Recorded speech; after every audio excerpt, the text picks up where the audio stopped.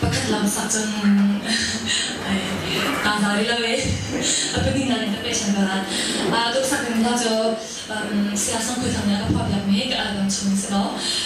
krigot na ni thas lai kan ma badle jong kan nun chung jong ho po jo krigot na chung kan jo bala ze to kan so zonga de to miswa Jadi macam kalau kita kan silo sama, boleh baca kan dot jumlah kau demi latih selain maka dia harus bagaimana.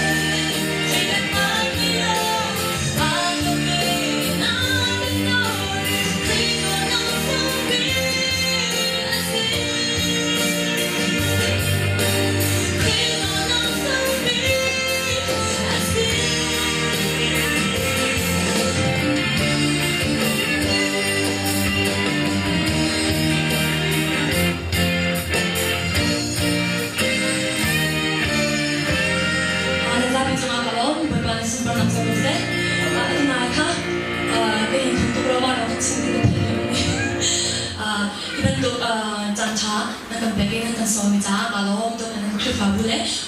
sia pa le u pa le ka le khri fa bu na le cha alam na kan bi kan nei ba thian ni cha de ko se ma le a dong chan cha ko ba ni chan cha kan be chen kan bang than de lai a tu chan zong kha la tu che sa than gospel concert ka lai a tu ka album chim ha ba kha ma ha ba he ka thang chak de lai nan za bi de kha nan nan chen disu min ra ko de kan som na ka lo dong kan tong chan lai